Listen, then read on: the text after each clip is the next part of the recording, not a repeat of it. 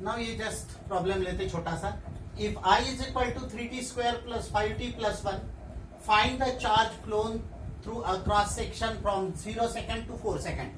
मैंने पहले बताया कल के भी वीडियो में और आज के भी वीडियो में, ये सीबीएसई का और जेई नीट के लिए ये लेक्चर्स इंपॉर्टेंट है. बोर्ड का वो चैप्टर खत्म हो गया, उसमें एक सिर्फ moving coil galvanometer into an ammeter है, तो वो कन्वर्शन मैं नेक्स्ट चैप्टर के साथ अटैच करूंगा.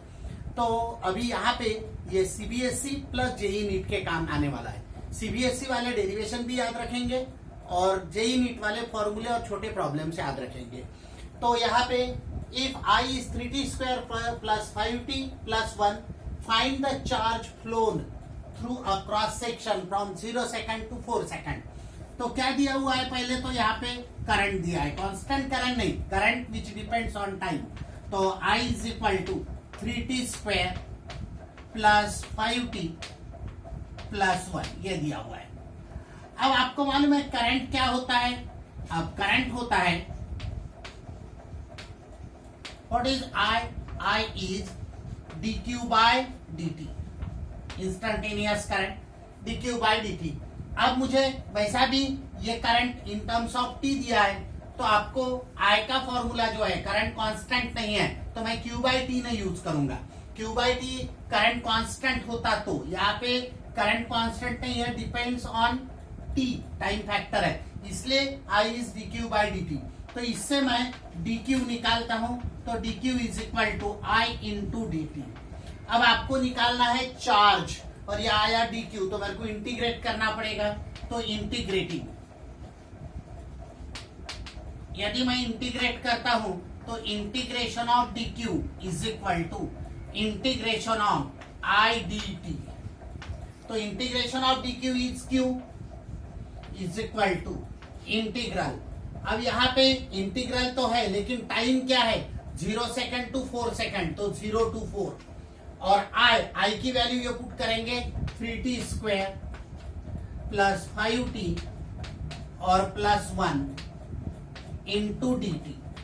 अब मैंने बताया था इंटीग्रेशन का बेस हुआ है आपका 3, और t स्क्वायर का इंटीग्रल t क्यूब बाई 3, यहाँ पे t cube by 3 plus 5 integration of t. क्या होता है इंटीग्रेशन में, what is x to the power n plus integration of x to the power n dx x to the power n plus 1 upon n plus 1.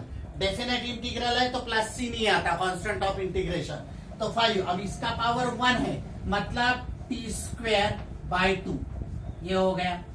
1 plus 1 add करना, यहाँ पे 2 plus 1 by 1 ये आया, या 1 प्लस 1 मतलब 2 by 2 plus 1 dt यानी dt, और dt का इंटीग्रल होता है t. और यहाँ पे लिमिट क्या है, तो यहाँ पे लिमिट है 0 to 4 ये लिमिट है. तो कैसे क्या करना पड़ता है लिमिट को, upper limit minus lower limit, थोड़ा सिंप्लीफाई करके.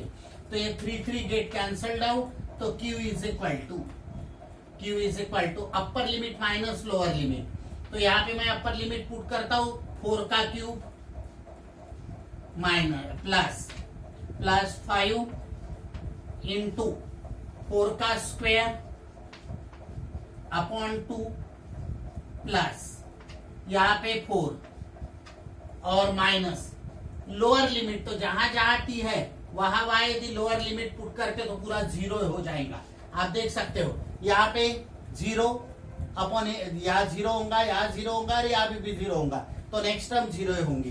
तो यहाँ पे सॉल्व करेंगे, पूरा ये सिंप्लीफिकेशन 0 के साथ 0 होगा. तो q इज इक्वल टू, अब देखो क्या हो जाएगा, यहाँ पे 64, 4 का क्यूब, 4 4 16, 16 4 64, तो ये 64 हो गया. उसके बाद यहाँ पे ये 2 जो है, यहाँ पे 16 हो गया, और ये 2 मतलब कैंसल हो गया 8, तो प्लस 5 इंटू 8 प्लस 4. अब इसको सॉल्व करते हैं, तो यहाँ पे q is equal to, final answer मैं यहाँ लिख रहा हूँ, q इज इक्वल टू, ये देखो क्या हो गया यहाँ पे, तो यहाँ पे ये हो गया 64 प्लस यहाँ पे 40 मतलब 104 एंड प्लस 4 मतलब 64 कूलम. तो देखो मैंने क्या कैसा सॉल्व किया यहाँ पे, तो यहाँ पे चेक कर लेना। और एक बार यहाँ पे टी क्यूब, क्योंकि इंटीग्रल टी क्यूब बाई 3 आया था, ये 3 के साथ कैंसिल हो गया। 5t स्क्वायर बाई टी, इसका integral t to the power 1 का 1 प्लस 1 बाय 1 प्लस 1, 1 dt का इंटीग्रल t, फिर अपर लिमिट पुट किया मैंने 4 क्यूब प्लस 5 इंटू 4 का square by 2 plus 4 minus lower limit तो 0 है, तो सब जगह पे 0 रखो तो इट बिकम्स 0। तो अब ये सॉल्व करेंगे तो ये 16 हो गया, 2 से कैंसिल हो गया, 8 5 8 हो गया, तो यहाँ पे 8 5 40 हो जाएगा। ये 64 और 40 104 प्लस 4, तो 104 प्लस 4 सॉरी, यहाँ पे ये 64 प्लस ये 104 प्लस 108, तो दिस इज 108 कूलम। मैंने वो दो कैलकुलेशन में नहीं लिया था, तो दिस इज आंसर। नाउ अभी नया कंसेप्ट आएगा, इसके बाद का नया concept in the sense CBSE के सिलेबस में ड्रिफ्ट वेलोसिटी। क्या होता है ड्रिफ्ट वेलोसिटी? तो पहले थोड़े कंसेप्ट समझ लेते हैं और बाद में ड्रिफ्ट वेलोसिटी का एक्सप्रेशन। कोई भी कंडक्टर में, मेटालिक कंडक्टर लेते हैं, तो कोई भी कंडक्टर में फ्री इलेक्ट्रॉन्स होते हैं, तो वो free electrons are in state of random motion in absence of external electric field. जब एक्सटर्नल इलेक्ट्रिक फील्ड अप्लाई नहीं करते तो इलेक्ट्रॉन्स जो होते हैं वो electrons are in state of random motion. कोई इलेक्ट्रॉन ऐसे घूमते हैं, कोई इलेक्ट्रॉन ऐसे, कोई इलेक्ट्रॉन ऐसे और कोई इलेक्ट्रॉन ऐसे, लाइक दिस। तो state of random motion means can move in all possible direction like this. ये जब ई एक्सटर्नल मतलब एक्सटर्नल इलेक्ट्रिक फील्ड जो है ये 0 है, एक्सटर्नल इलेक्ट्रिक फील्ड नहीं लगाया। अब होता क्या है, तो ऐसा स्टेट ऑफ रैंडम मोशन होने के कारण उनके पास थर्मल वेलोसिटी होती है। तो पहली बात तो स्टेट ऑफ रैंडम मोशन में थर्मल वेलोसिटी क्यों होती है? तो because of temperature difference between the surrounding and conductor के अंदर के जो इलेक्ट्रॉन्स है, यानी हो सकता है कंडक्टर के अंदर का टेम्परेचर और बाहर का टेम्परेचर इसमें डिफरेंस है, तो वो डिफरेंस के कारण ये थर्मल एनर्जी मिलती है इन इलेक्ट्रॉन्स को, और ये थर्मल एनर्जी के कारण इलेक्ट्रॉन्स वाइब्रेट्स होते हैं और random in state of random motion होते हैं। अब होता है क्या है, इसको यदि आप इलेक्ट्रिक फील्ड लगाते हैं, तो सपोज मैं यहाँ पे ये कंडक्टर लेता हूं और ये कंडक्टर को मैं इलेक्ट्रिक फील्ड लगाता हूं। यहाँ पे ये इलेक्ट्रिक फील्ड अप्लाई किया मैंने यहाँ पे, तो ये पॉजिटिव ये निगेटिव, यहाँ पे इलेक्ट्रिक फील्ड अप्लाई किया तो करंट इस प्रकार से फ्लो होगा। अब इस प्रकार से जब करंट फ्लो होगा तो इलेक्ट्रॉन्स जो होते हैं वो इलेक्ट्रॉन्स ऐसे मूव होते हैं, आपको मालूम है। और ये जो इलेक्ट्रॉन्स मूव होंगे ऐसे, तो ऐसे इलेक्ट्रॉन्स मूव होंगे, तो मैंने बताया था करंट इलेक्ट्रिसिटी जो है इलेक्ट्रोस्टैटिक में चार्जेस एट रेस्ट होते हैं और करंट इलेक्ट्रिसिटी में charges in motion. But in motion होने के बाद भी मैंने बताया था कांस्टेंट मतलब एक्सीलरेशन जो होता है, एक्सीलरेटेड मोशन नहीं होता है, बट यहाँ लिटिल बिट एक्सीलरेशन अपने को कौन सा कंसीडर करना पड़ता है, क्यों, वो मैं बताऊंगा। तो यहाँ पे जब ये इलेक्ट्रॉन ऐसे मूव हो जाएंगे, तो पहली बात तो ये जो थर्मल वेलोसिटी है, थर्मल वेलोसिटी को मैं u1 u2 लाइक दैट ऐसा डिनोट करूंगा। कुछ इलेक्ट्रॉन्स ये जो है ये इलेक्ट्रॉन्स ऐसे, ये ऐसे गए, कुछ इलेक्ट्रॉन्स जो है कुछ इलेक्ट्रॉन्स ऐसे आएंगे। अब ये जो इलेक्ट्रॉन्स, कुछ इलेक्ट्रॉन्स जो है वो ऐसे मूव होंगे। जब ये इलेक्ट्रॉन्स ऐसे मूव होते हैं तो यहाँ पे इलेक्ट्रॉन्स निकल गए, वो जो एटम्स हैं वो आयंस होते हैं, जिसको मैं पॉजिटिव आयंस बोलूंगा, लाइक दिस पॉजिटिव आयंस। तो ये इलेक्ट्रॉन्स निकल गए, आपको मालूम है जैसा NaCl में से जब सोडियम के आयोनिक बॉन्ड देखा था, तो सोडियम के पहले ऑर्बिट में 2, दूसरे ऑर्बिट में 8, तीसरे ऑर्बिट में 1, NaCl के 17 इलेक्ट्रॉन्स होते हैं, पहले ऑर्बिट में 2, दूसरे ऑर्बिट में 8, तीसरे ऑर्बिट में 7, और जब क्लोराइड आयन और Na आयन हो जाता है, जब इलेक्ट्रॉन का ट्रांसफर होता है तो Na प्लस बोलते हैं और Cl माइनस, लाइक दैट। तो यहाँ पे पॉजिटिव आयंस के साथ ये जो इलेक्ट्रॉन्स है, ये इलेक्ट्रॉन्स का कोलिजन होता है, और पॉजिटिव आयंस के साथ जब इलेक्ट्रॉन्स का कोलिजन होता है तो वो टाइम पे यहाँ पे आपको नेट थर्मल वेलोसिटी जो होती है वो नेट थर्मल वेलोसिटी 0 होती है। तो कैसा, सपोज U1 यानी एक इलेक्ट्रॉन जो है, ये इलेक्ट्रॉन यहां से यहां आया, पॉजिटिव आयंस के साथ टकराया, ये पॉजिटिव आयंस है, यहाँ पे पॉजिटिव आयंस के साथ टकराया। वही इलेक्ट्रॉन सपोज इधर आया, ये पॉजिटिव आयंस के साथ टकराया। तो ऐसे बहुत सारे कोलिजन एक इलेक्ट्रॉन के हो रहे हैं। ऐसे बहुत सारे इलेक्ट्रॉन्स अंदर है तो नंबर ऑफ कोलिजन्स बहुत ज्यादा हो जाएगा, और बहुत सारे हो जाने के बाद नेट थर्मल वेलोसिटी जो है वो थर्मल वेलोसिटी बिकम्स 0।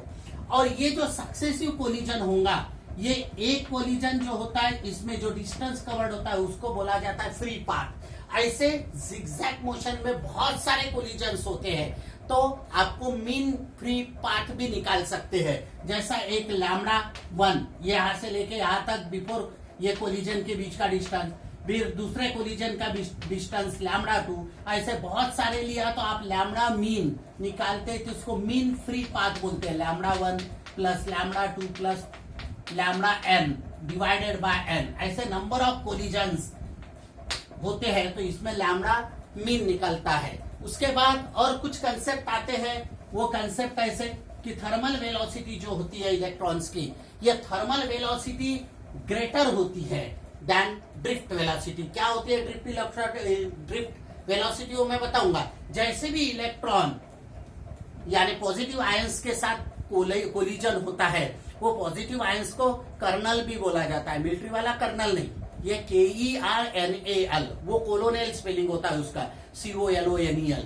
तो ये कर्नल मतलब पॉजिटिव आयंस। ये पॉजिटिव आयंस के साथ इलेक्ट्रॉन्स टकराते हैं, और पॉजिटिव आयंस के साथ इलेक्ट्रॉन्स टकराने के बाद ये इलेक्ट्रॉन्स के ऐसे नंबर ऑफ टाइप्स, ऐसे जिगजैग मोशंस होते हैं। और इसमें थर्मल वेलोसिटी जो होती है, ये थर्मल वेलोसिटी टेम्परेचर डिफरेंस के कारण आने वाली ये कम होती है देन ड्रिफ्ट वेलोसिटी। अब ड्रिफ्ट वेलोसिटी क्या होती है, तो जैसा यहाँ पे मैंने बताया, ये इलेक्ट्रॉन फील्ड के अगेंस्ट, ये इलेक्ट्रॉन है फील्ड के अगेंस्ट मूव हो रहा है, तो ड्रिफ्ट वेलोसिटी मतलब ये जब ऐसे कोलिजन होते हैं जिगजैग मोशन में, वही टाइम पे इलेक्ट्रॉन थोड़े थोड़े आगे खिसकते हैं। यानी ये खिसकते हैं मतलब ऐसा कि यहाँ पे ड्रिफ्ट होते हैं इलेक्ट्रॉन, यानी जिगजैग मोशन होता है।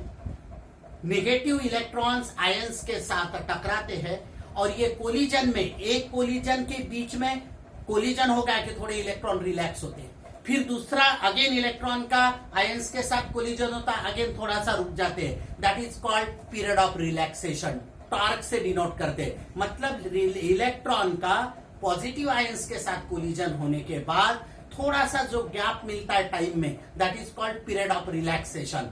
ऐसे बहुत सारे कोलिजन एक कंडक्टर में होते हैं, इसलिए टाइम जो होता है कोलिजन का, रिलैक्सेशन टाइम, उसका भी एवरेज निकाला जाता है। एक कोलिजन का यदि टाइम ऑफ रिलैक्सेशन टॉर्क 1 है, ये टॉर्क जो रोटेशनल मोशन में आया था वो नहीं है, वो वेक्टर क्वांटिटी होती है, और ये टॉर्क मतलब यहाँ टाइम के लिए है, टाइम ऑफ रिलैक्सेशन बोला जाता है। मतलब एक इलेक्ट्रॉन का एक पॉजिटिव आयंस के साथ टकराने के बाद ये जो है इसको बोलते हैं फ्री पाथ, और ये जो टाइम यहाँ पे जो टाइम लगता है थोड़ा रुक के फिर दूसरा कोलिजन होता है उसका, यहाँ पे ये इलेक्ट्रॉन का दूसरे पॉजिटिव आयंस के साथ कोलिजन होगा। तो ये जो टाइम है इसको, जैसा ये टॉर्क 1, ये टॉर्क 2, ये टॉर्क यानी वो टॉर्क नहीं डिनोट करते टॉर्क, यहाँ पे स्केलर क्वांटिटी है, टाइम ऑफ रिलैक्सेशन बोला जाता है। और ऐसे नंबर ऑफ कोलिजन में जब निकालते हैं तो एवरेज टॉर्क निकाला जाता है,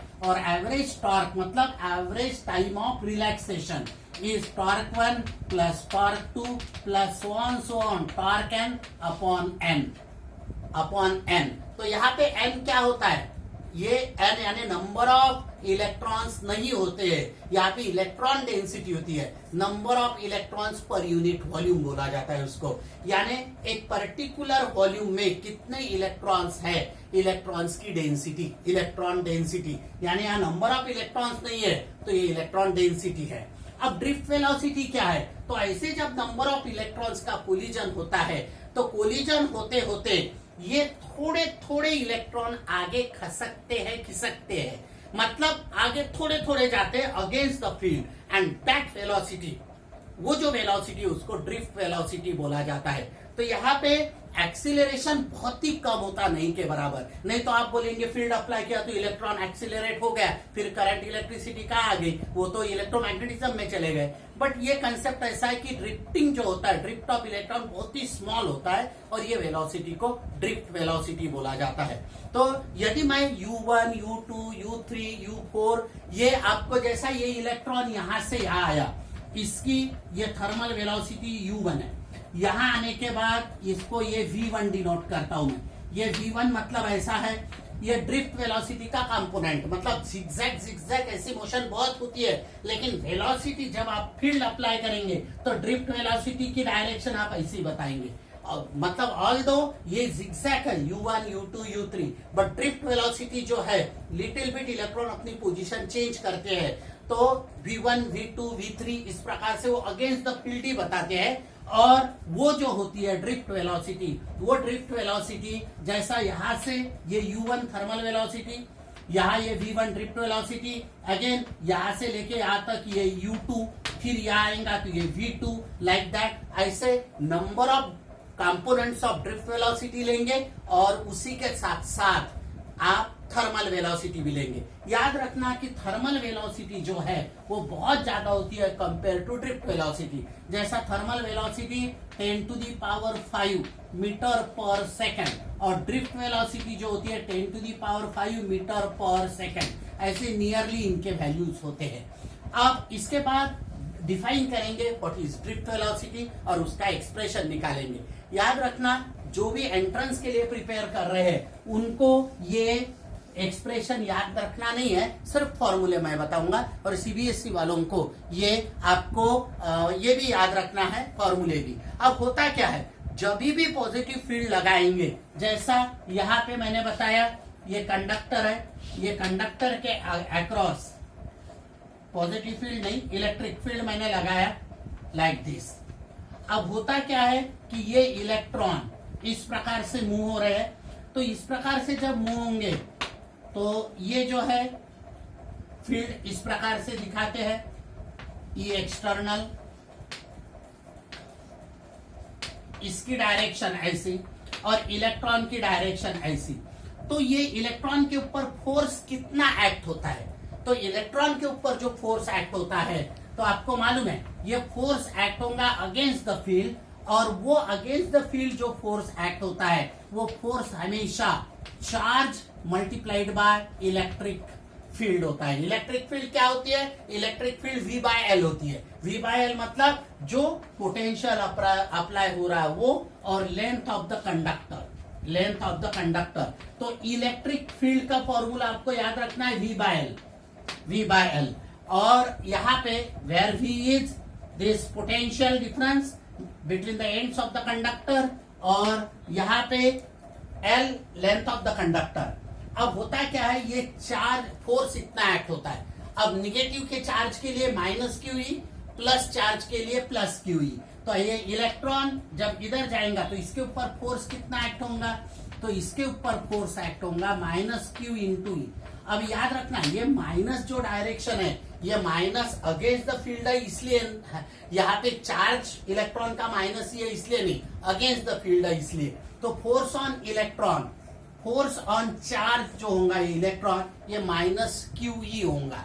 अब यहाँ पे आपको और कुछ कंसेप्ट निकालना है, तो और कुछ कंसेप्ट निकालना है मतलब अपन और कुछ ये करेंगे। फोर्स तो QE -QE मैंने बताया, और एक्सीलरेशन निकालना है। तो आपको मालूम है एक्सीलरेशन क्या होता है, एक्सीलरेशन होता है, निकालना है तो फोर्स अपॉन मास, फोर्स अपॉन मास, ये जनरल फॉर्मूला है, क्योंकि force is mass into acceleration. तो फोर्स नेचुरली एक्सीलरेशन ये निकालना है आपको, तो एक्सीलरेशन जो रहेगा वो एक्सीलरेशन इज फोर्स -QE। ये पूरे फॉर्मूले ध्यान रखना है एंट्रेंस वालों के लिए भी, और मास इज m। ये अब मैग्नीट्यूड ऑफ एक्सीलरेशन लेना है, electric field intensity is vector quantity electric field. अब मैं मैग्नीट्यूड ऑफ एक्सीलरेशन लिखता हूं तो -QE अपॉन m। ये देखो मैंने माइनस चेंज नहीं किया क्योंकि अगेंस्ट द फील्ड है, ये माइनस इलेक्ट्रॉन के लिए नहीं यूज किया है, तो ये भी आपको याद रखना है। अब ये इलेक्ट्रॉन्स के लिए Q के जगह पे मैं minus small e into capital E upon small m ये भी यूज कर सकता हूं, तो ये याद रखना है। अभी अपन ड्रिफ्ट वेलोसिटी देखेंगे, डिफाइन करेंगे और उसका एक्सप्रेशन। नाउ ड्रिफ्ट वेलोसिटी का एक्सप्रेशन के लिए अब ये मैंने पहले बताया, जो भी जेई और नीट के लिए एंट्रेंस के लिए करते हैं उनको सिर्फ समझ लेना है, फाइनल फॉर्मूले याद रखना है। और सीबीएसई वालों के लिए डेफिनेशन ड्रिफ्ट वेलोसिटी की, टाइम ऑफ रिलैक्सेशन की डेफिनेशन और उसका एक्सप्रेशन ये याद रखना है। बाकी स्टेट बोर्ड वालों को ये याद नहीं रखना है, सिर्फ समझ लेना है, फॉर्मूले याद रखना है। तो यहाँ पे ड्रिफ्ट वेलोसिटी मैंने पहले बताया, जब भी इलेक्ट्रॉन ऐसे स्टेट ऑफ रैंडम मोशन में होते हैं और negatively charge electron positively charge ions के साथ कोलिजन होता है, तो वो जो distance between two successive collision है उसको पाथ बोला जाता है और उसके पाथ लेंथ बोला जाता है, और मीन निकालते तो मीन फ्री पाथ बोला जाता है उसको। फ्री पाथ यानी एक इलेक्ट्रॉन एक पॉजिटिव आयंस के साथ जब कोलिजन होगा तो वो जो डिस्टेंस होगा वो डिस्टेंस को बोलेंगे फ्री पाथ। और ऐसे नंबर ऑफ फ्री पाथ का मीन निकालते हैं तो नेचुरली उसको λ1 एक को डिनोट करेंगे, तो λ1 plus λ2 plus λ3 plus dash dash dash λn upon n, तो उसको बोला जाता है मीन फ्री पाथ। अब उसके बाद ये जो zigzag मोशन होता है या स्टेट ऑफ रैंडम मोशन में होता है, तो बिकॉज ऑफ दैट आपको थर्मल वेलोसिटी मिलती है, और वो zigzag मोशन में होते होते इलेक्ट्रॉन थोड़ा आगे आगे अगेंस्ट द फील्ड के डायरेक्शन के अगेंस्ट जाता है, तो उसको आपको ड्रिफ्ट वेलोसिटी बोला जाता है। और वो ड्रिफ्ट वेलोसिटी का एक्सप्रेशन निकालने के, वो दो सक्सेसिव कोलिजन के बीच में इलेक्ट्रॉन का जो टाइम लगता है उसको टाइम ऑफ रिलैक्सेशन बोलता है, क्योंकि एक कोलिजन के बाद फ्रैक्शन ऑफ सेकंड बोलो कि इलेक्ट्रॉन को रिलैक्स मिलता है और वो दूसरा कोलिजन होता है, तो दैट्स व्हाई उसको टाइम ऑफ रिलैक्सेशन बोला जाता है। तो यहाँ पे मैंने कुछ डेफिनेशन लिखा drift velocity. It is defined as the average velocity with which free electrons in a conductor drifted यानी खिसकना, थोड़े थोड़े आगे जाना, under the influence of external electric field applied to the conductor।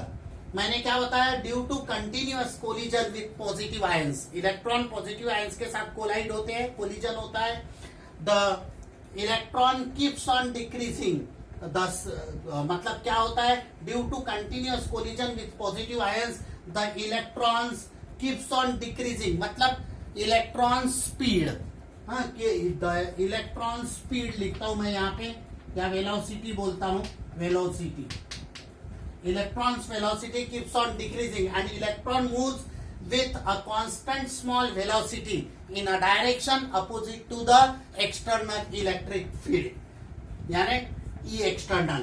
अब टाइम ऑफ रिलैक्सेशन की भी definition उसके साथ लिखना पड़ता है ये एक्सप्रेशन में सीबीएसई वालों को, या अलग से डेफिनेशन भी पूछ सकते हैं। तो देखो, द शॉर्ट टाइम इंटरवल या the short time for which a free electron accelerate before it undergoes the collision with positive ion in the conductor is called time of relaxation। अब इसका एक्सप्रेशन देखते हैं। अब ड्रिफ्ट वेलोसिटी का expression मैंने पहले बताया, स्टेट बोर्ड वालों को नहीं है, फाइनल फॉर्मूला ध्यान रखना पड़ेगा, बट सीबीएसई वालों को ये पूछा जाता है इसलिए मैं समझा रहा हूं। तो पहले तो एक्सप्रेशन में, if an electron having random thermal velocity, मैंने बताया था थर्मल वेलोसिटी में U1, U2, U3 से डिनोट कर रहा हूं, ड्रिफ्ट वेलोसिटी के लिए मैं V1, V2, V3 डिनोट करूंगा, मतलब U1 से एक इलेक्ट्रॉन निकलता है और V1 होता है तब कोलिजन होता है पॉजिटिव आयंस के साथ, लाइक दैट। बट वो भी तो आपको V1, V2 रैंडम में दिखता है, बट रैंडम में दिखने के बाद भी आपको कोलिजन रैंडम होता है, तो U1, V1, फिर यहाँ से U2, V2 वो रैंडम में दिखता है, बट कोलिजन होने के बाद जब फील्ड अप्लाई करते हैं तो आपको VD जो है against the field, that's why वो अज्यूम करना पड़ता है कि V1, V2 ये जो है ये स्ट्रेट लाइन में अगेंस्ट द स्पीड। तो यहाँ पे देखो, if an electron having random thermal velocity, पहले तो U1 accelerate for time T1 before collision, क्योंकि कोलिजन के बाद आपको टाइम ऑफ रिलैक्सेशन मिलेगा, बिफोर कोलिजन। तो यहाँ पे T1, यहाँ देखो before suffers a collision then it will attain V1 is equal to, जैसा V is equal to U plus AT वो इक्वेशन लगाया, V1 is equal to U1 plus A torque 1, अब यहाँ पे ये टॉर्क वन यानी वो टॉर्क नहीं है रोटेशनल मोशन वाला, ये टाइम ऑफ रिलैक्सेशन में बार बार बता रहा हूं आपको। तो naturally v1 is equal to v1 यानी ड्रिफ्ट वेलोसिटी समझ लो आप एक इलेक्ट्रॉन के लिए। हाँ, तो v1 is equal to u1 plus un यानी thermal velocity plus acceleration of electron और torque one time of relaxation. A की वैल्यू अभी थोड़ी देर पहले निकाला है, फोर्स अपॉन मास इलेक्ट्रॉन के लिए, और ये फॉर्मूला आया था where a is minus e capital E by m. Now similarly velocity acquired for other electrons क्या रहेगा, v2 is equal to, जैसा मैंने क्या बताया, दूसरा कोलिजन है, दूसरा कोलिजन दूसरे कर्नल के साथ होता है, मतलब पॉजिटिव आयंस के साथ होता है, स्टार्ट हो रहा है u2 से और कोलिजन होने के बाद v2, तो टाइम ऑफ रिलैक्सेशन टॉर्क 2, तो v2 is equal to u2 plus a2 torque 2, v is equal to a plus at like that, v3 is equal to u3 plus a3 torque 3 and so on। तो यहाँ पे vn क्या रहेगा, तो यहाँ पे vn होगा un प्लस an और टॉर्क n। ये देखो यहाँ पे वेक्टर साइन नहीं दिया मैंने क्योंकि ये टॉर्क वो टॉर्क नहीं है, ये टाइम ऑफ रिलैक्सेशन है। अभी ड्रिफ्ट वेलोसिटी क्या रहेगा, तो ड्रिफ्ट वेलोसिटी के लिए आपको ऐड करना पड़ेगा v1 v2 को up to vn। Now drift velocity is given by Vd is equal to, now drift velocity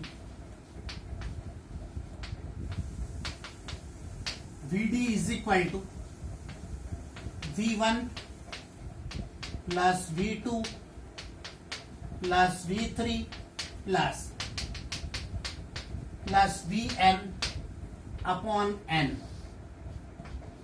अब यहाँ पे वैल्यू पुट करता हूं तो Vd is equal to what is V1 U1 plus A1 into torque 1 time of relaxation है plus U2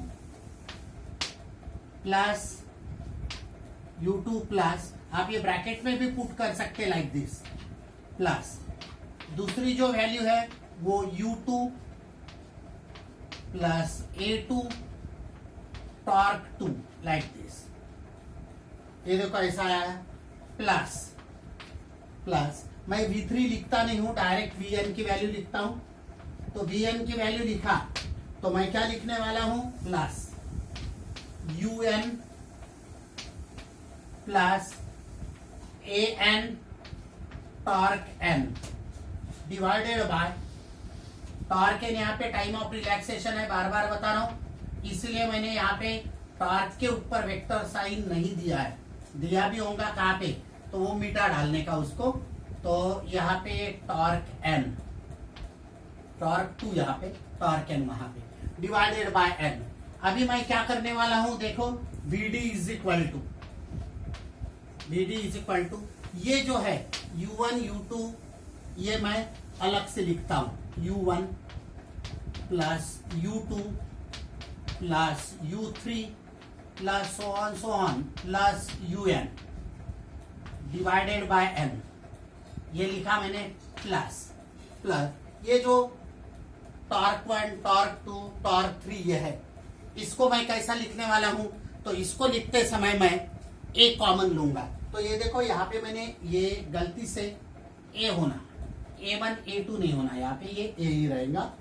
तो सब वो इक्वेशंस में भी आई थिंक आपने A ही लिखा होगा, नहीं तो देख लेना कि ये एक्सीलरेशन A1 A2 नहीं रहेगा इसके पहले।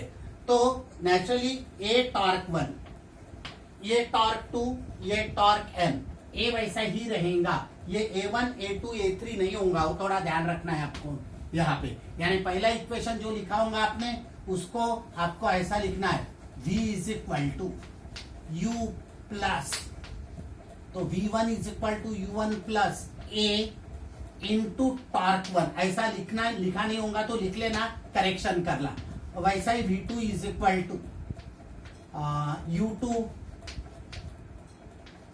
प्लस A इंटू टॉर्क 2, ऐसा करेक्शन कर लेना यदि मैंने A1 A2 लिखा होगा तो। अब मैं ये मिटा रहा हूं, अब ये ऐसा आ गया, प्लस A बाहर लिखता हूं और यहां पे मैं torque 1 plus torque 2 plus torque 3 plus dash dash dash plus torque n divided bye n, या ऐसा लिखने वाला हूं, डिवाइडेड बाय n। यहाँ पे टॉर्क n है, याद रखो ये टॉर्क n। अब ये क्या है, एवरेज थर्मल वेलोसिटी, और मैंने बताया था एवरेज थर्मल वेलोसिटी क्या होती है, zero. Average thermal velocity zero होती है। तो but u1 plus u2 plus u3 plus un divided by n, ये हमेशा जीरो होती है, क्योंकि नेट जितना भी एवरेज थर्मल वेलोसिटी सभी इलेक्ट्रॉन्स के कोलिजन के बाद जीरो बन जाती है। तो ये जीरो हो जाएंगे, तो आपको क्या मिलेगा, Vd, ये जो रहेगा Vd is equal to a into torque 1 torque 2, तो ये average time of relaxation, torque average, ऐसा लिखता हूं मैं। तो Vd is equal to a के ऊपर मैंने वेक्टर साइन दिया और टॉर्क एवरेज। अब होगा क्या कि मैं ये जो वैल्यूज है, ये वैल्यूज में ए की वैल्यू पुट कर दूंगा, क्योंकि ए मालूम है आपको क्या है ए। तो इसके बाद मैं बताता हूं आपको ए की वैल्यू कैसा पुट करना। अब यहां पे बट ए की वैल्यू क्या है, तो A is equal to minus E, capital E upon M, force upon mass मैंने बताया। तो नेचुरली ड्रिफ्ट वेलोसिटी क्या होगा, final expression, this is equal to minus E capital E, या vector sign, upon M into average time of relaxation, like this. तो ये drift velocity का final expression आ गया, जो आपको याद रखना है। तो सीबीएसई में ड्रिफ्ट वेलोसिटी का एक्सप्रेशन पूछा भी है। तो ये आज ड्रिफ्ट वेलोसिटी कंप्लीट किया। तो देखो, आपको फाइनल जो भी जेई और नीट के लिए प्रिपेयर कर रहे हैं, उनको ये सिर्फ फॉर्मूला याद रखना है, उनको ये डेरिवेशन याद नहीं रखना है। और सीबीएसई वालों को ये डेरिवेशन याद रखना है।